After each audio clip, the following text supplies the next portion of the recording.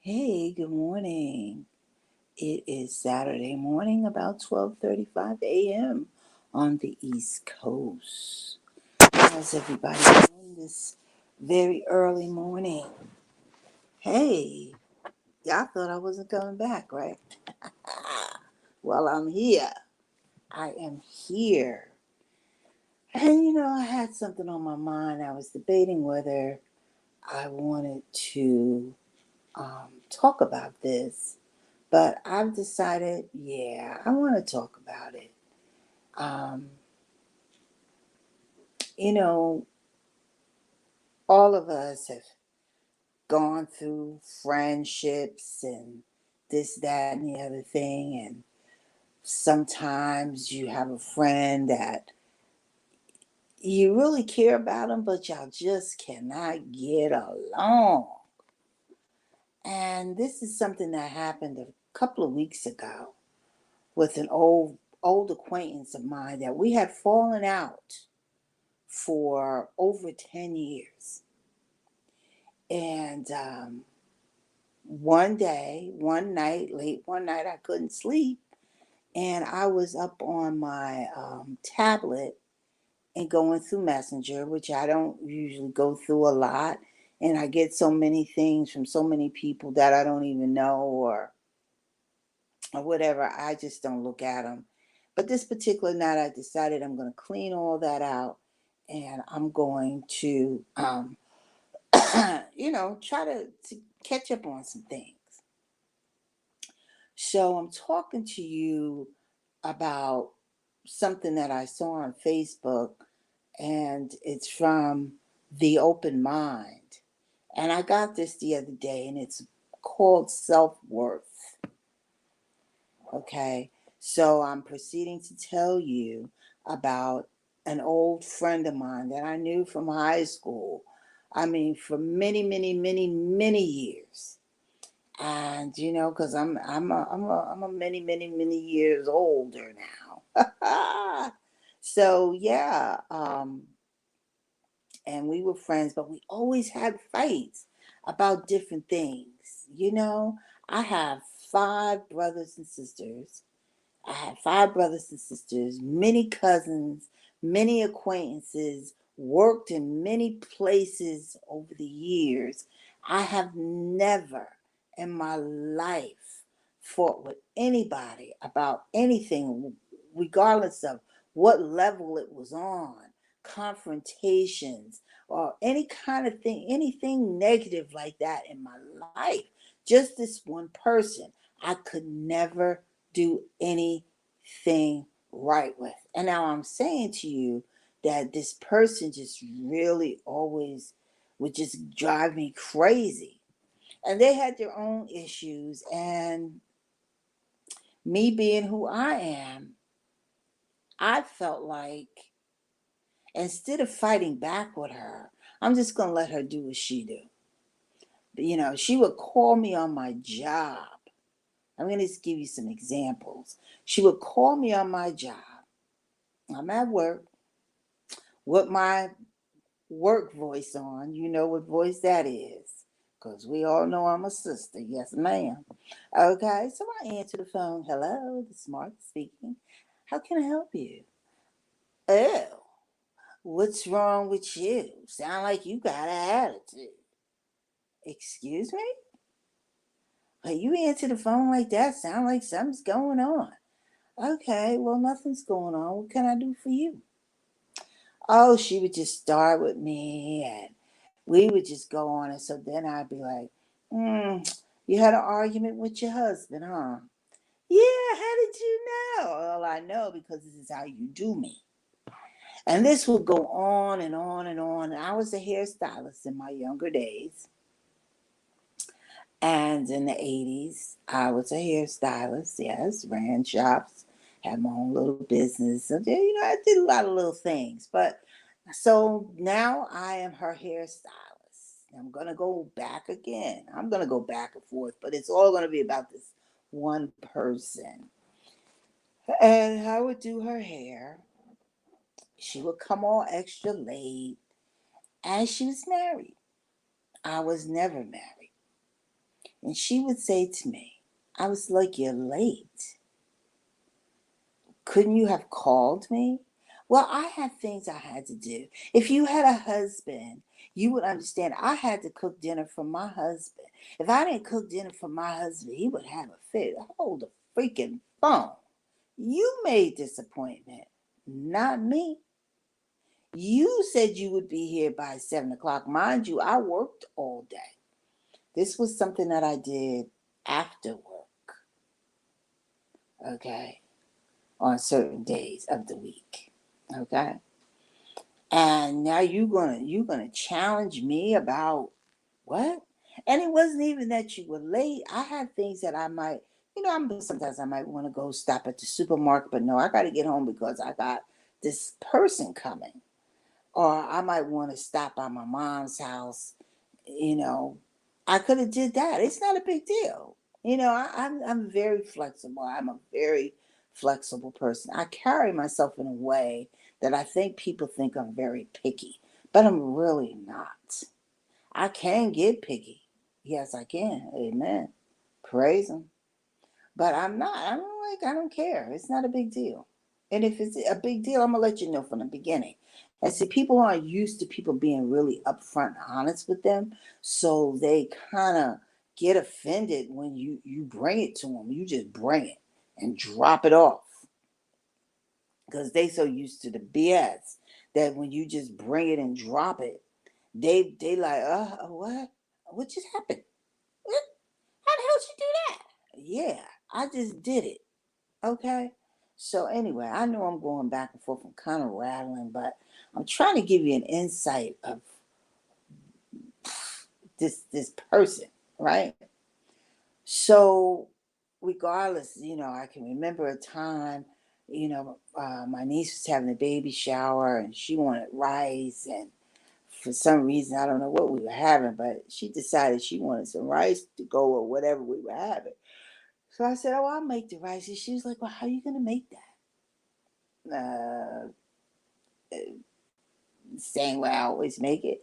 Oh, well, you shouldn't do it this way. Always want to tell me how to do things.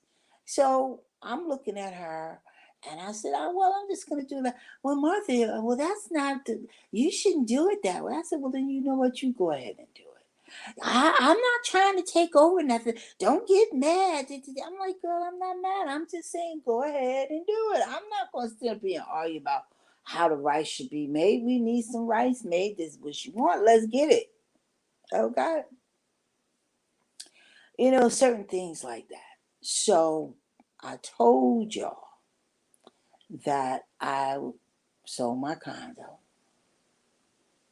So I decided that I'm going to give away everything. And if somebody wants to leave a donation, they can. Just get it out of here. This is what I need. So I don't know how old you people are, but back in the 80s, 90s, 2000, elephants were the big thing. And I had found these elephants that I used to have on my wall, some decor in the storage closet on the patio. Completely had forgot about him. So one day I'm talking to this particular person on the phone that I had become reacquainted with after 10 years, finding a message on my tablet that had been on there for over a year and maybe a month. And she had reached out to me, and I decided to reach back out because I missed her. I thought she was a nice person, even though we just bump heads all the time. So we reached out and we had conversation and we attempted to be friends again. It was nice seeing her. I hadn't seen her, I hadn't talked to her. And it was like walking on eggshells because if I would say something, she would give me that look like her head would twitch, like, "What did you say?" And I'm like, "Ooh, oh, nothing. I'm only kidding." So, it was a little stressful. So getting back to these elephants now, I done brought you all the way up to we were friends, we had it out. I called her up one day and well, I do have to, I'm not sorry. Oh, I'm so sorry. I'm not used to telling stories. So how the relationship broke up was she was going through things with her husband. This is only my interpretation. And I felt like she was taking out things on me. And I felt that the reason why she took things out on me was because our relationship previously, I allowed her to browbeat me. The girl's already going through hell with her man. Why you want to jump on it? She a girl. Let her just do what she do and it'll be okay. So it was certain things that she would say to me. And I said to her one day, I said, look, I understand, or I think I understand what's going on. I said, but I'm going to need you to stop doing and saying XYZ to me because that's offensive. Well, what she would say was, you're just like my husband, and I can't stand him. I hate him. And I'm like, really? And she, I'm only kidding. I'm only kidding. But she said it all the time, and I'm like, wow. I said, you really need to stop saying that because it bothers me. How are you going to tell me that you hate your husband, which I understand why you hate him, but why you would compare me to him or she would say things to me? I knew you were going to say that. You're just like him. Hey, you and him, y'all must get together and come up with these things because that's exactly what he would say. And I'm like, oh my God, I can't take this anymore. So I said, by you saying that, it's really, really straining our relationship. It's going to end our relationship. If you don't stop, I'm telling you, our relationship is going to come to an end. And she's like, oh, you're so sensitive. Oh, you can't even take a joke. I said, look, it could be a joke. I don't really care. I don't want to hear it. I don't want to hear it. I don't like it. And it's gonna ruin our friendship. So she kept doing it. So one day I just got so mad. I called her. I said, look, this is the end of our relationship. Do not speak to me. I'm done with you. You're on your own. Bye. And we didn't speak for over 10 years. Yeah. Yep. Yep. That was it. Till she sent me that email that had sat in my inbox for over a year when I looked at the date. So when I saw it, I said, if this is so and so, what is my middle name and what do you used to call me? And she answered it because I'm like, it could be anybody. I don't know. So we started to communicate, but the communication wasn't the same. Like she would get on the phone and she would start that little conversation with me. And I'm like, I'm not going there, right? You already know that. And she would change and say, oh gosh, don't say it. Don't say it. And because every time I would get on the phone with her, it would always be 2 to 3 minutes with this debate back and forth. Yeah, yeah, yeah, yeah, yeah. And then one of us would have to catch ourselves and laugh. So what are you doing, fool? You so crazy. Well, I'm sick of that shit. So anyway, um, now we're gonna get to the elephants. So I find the elephants and I said, wow, you know what I found in the closet today? Blah, blah, blah. I found the elephants. I don't know. Well, I'm going to throw them out. I don't have no need for them. Oh, I would like to have them. That's what she said. I said, oh, that's fine. You can have. And she said, oh, I'll stop by. I got to go to work. She worked from home. But I think a couple of days a week she would go into the office. She said, I'm going to go into the office and I'll stop by on my way home and I'll pick it up. So that particular day came and she called me. She said, oh, I'm so tired. Or whatever she said to me. She said, I'm not going to stop by today. That's okay, fine. I'm just getting stuff together. It'll be here. It's not a big deal. As long as I know you want it, it's here. She said, I'll stop by tomorrow, blah, blah, blah. The same thing. She called me up. She said what she said. And I said, don't worry about it. Blah, blah, blah, blah, blah, blah. Same thing all over again. So then I called her and I said, hey, I could drop this off to you because I had, I'm trying to empty out my unit, and I have things that have to go into the clothing bins. I have things that I gotta put in the trash. I got things I gotta do this and that. And I said, I gotta get something to eat, and I'm gonna be out. Why don't I just drop it off for you? So she said, oh, that'd be nice. Thank you so much. I'm like, oh, no big deal. I gotta be out. I'm gonna be running around. So she calls me up about, I don't even know.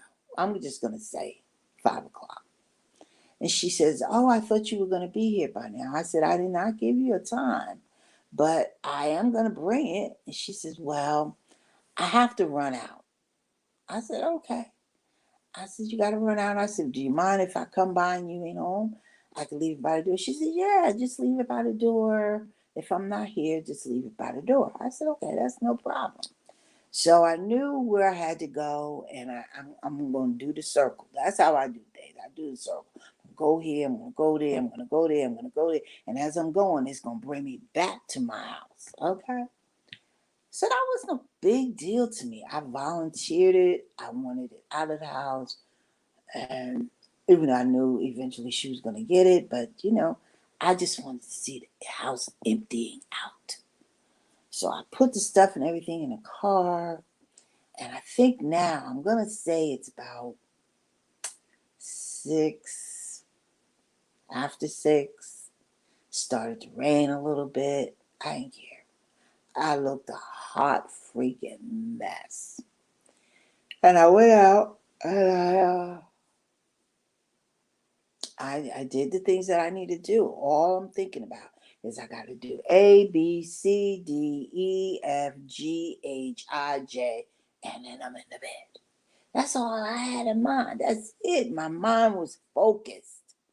So I go to her house and I pull into the driveway and I'm looking directly in the direction of her place and where she parks her car.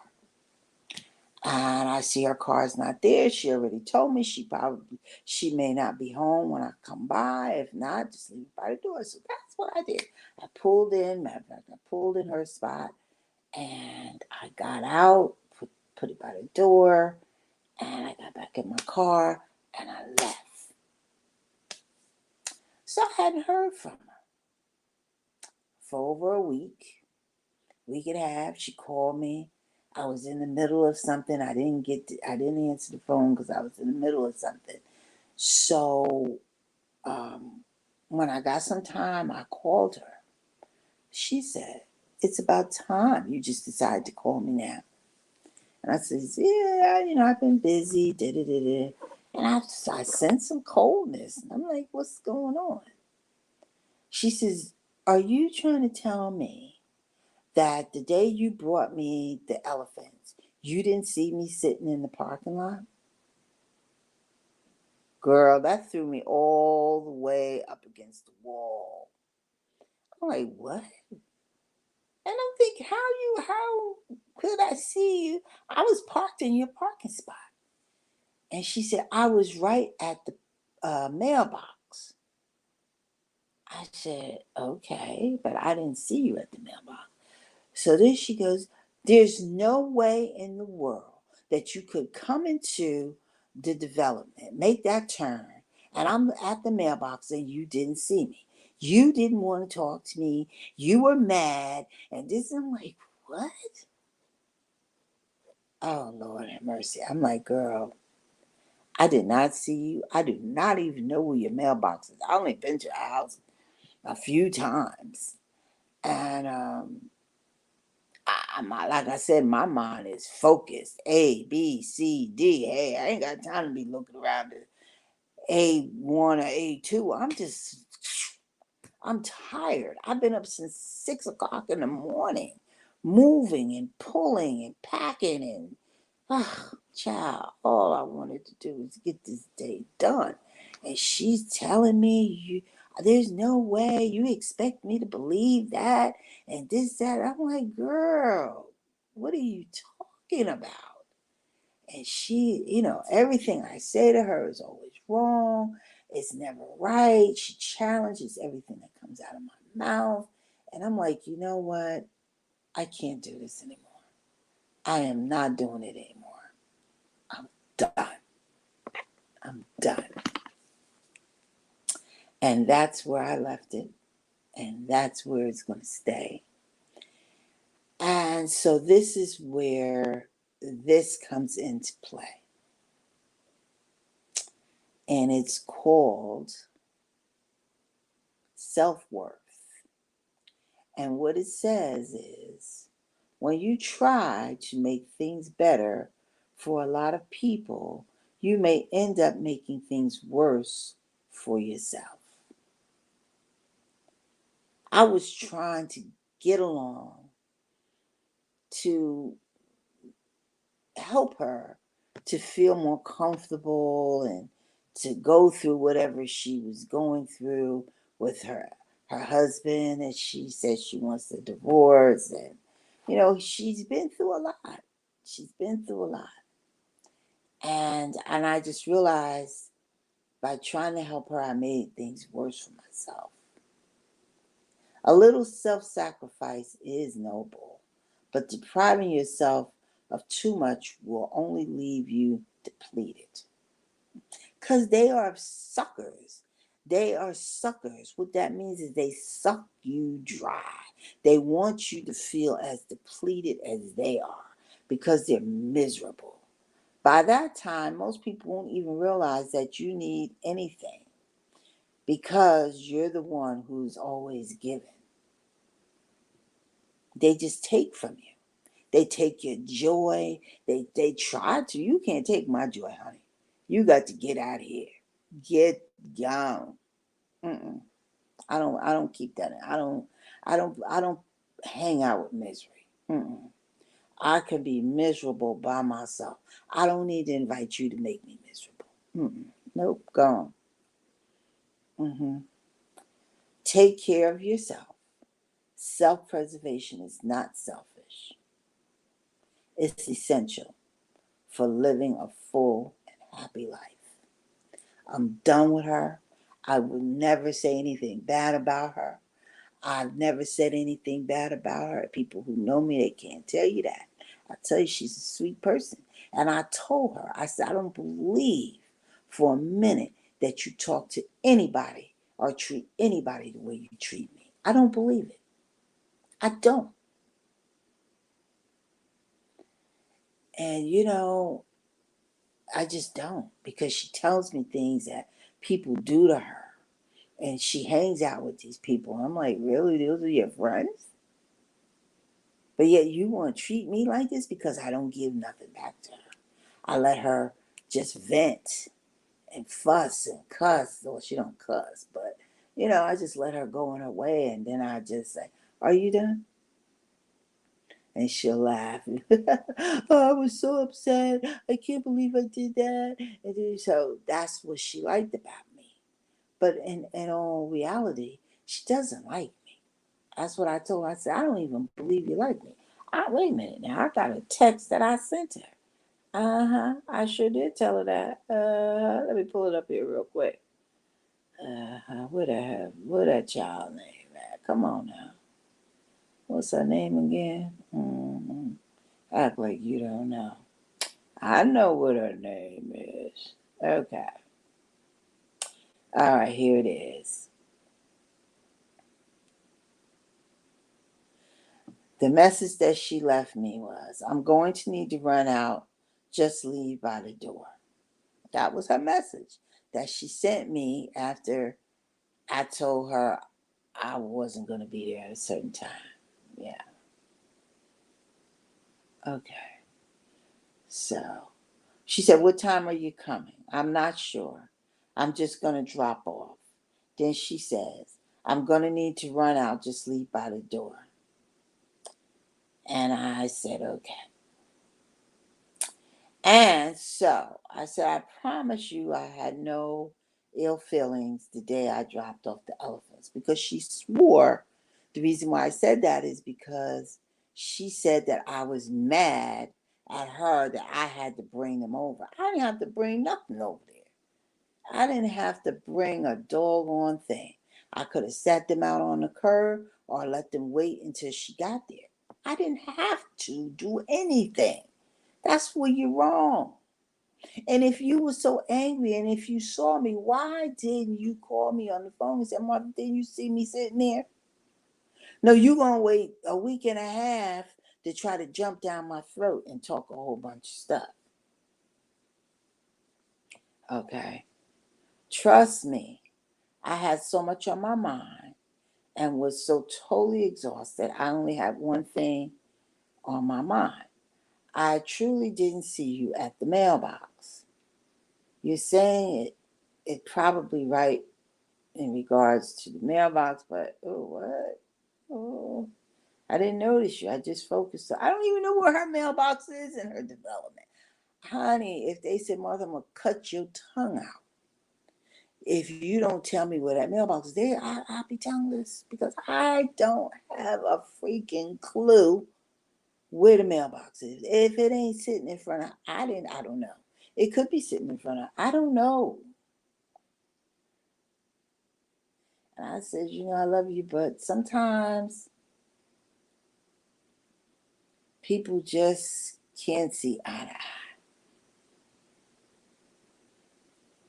I think it's best that we stay in our corners and love and respect each other from afar. Just know I'll always be here for you no matter what. But reading that poem, on Facebook, that made me realize, you're doing the right thing. Because she doesn't, she only needs you for what she needs you for. She doesn't have any respect for me. She doesn't, anything I try to tell her, if I say turn at the light down here, she's going to say, why? Why would I do that? That's not the way I remember it. Okay, well, you could do what you remember because you're driving the car. But I'm going to say to you that this is where you should turn right here. But Martha, why would I do that? Because if you're doing this, I'm like, okay, like I said, you're in charge. You can do what you want to do. So do it. Don't argue with me. I'm not used to that. I don't argue with people. I've known people for years. We've been friends for years. My family members, co-workers, managers, and people I've never even met before. That I've talked to overseas. Good. I've never had confrontations with people. She is the only person, and that is not a lie. And that is so hard for me because I don't know how to fight like that. I guess that's the problem. I'm like, what the hell? I don't know how to do this, but baby, I'm not gonna let you try to kick my behind. That's not gonna work for me. So anyway, that's the story of self-worth. Self-worth. Let's read it one more again. When you try to make things better for a lot of people, you may end up making things worse for yourself. A little self-sacrifice is noble, but depriving yourself of too much will only leave you depleted. By that time, most people won't even realize that you need anything because you're the one who's always giving. Take care of yourself. Self-preservation is not selfish. It's essential for living a full and happy life. And that's where I am. I demanded that in my life. I don't associate myself with people who stress me out. I just don't. Why? Because I don't have to. God bless and good night. And remember your worth. Love you guys. It's nice chatting with you. Hey, please like and subscribe to the channel. Open doors, open minds. We could chat. Maybe you've had something similar happen to you in your life, and you just want to blow off some steam, or maybe just express how you handled it. It's not a good feeling because you can love some people, but sometimes you just got to let them go. You just got to let them go. It's not worth it. It's really not worth it. And, I'm not saying I don't love that person, because in my heart I do. I respect them a lot. I think I respect them more than they respect me. I'm sure if they had to tell the story, they wouldn't say that, but it's okay because I can agree to disagree. That's who I am. I love it. I love it. But you are in charge of your happiness. Give it a thumbs up. Leave a little comment in the chat. And maybe we can make it a live conversation and we can all share our drama. Bye now. Good night.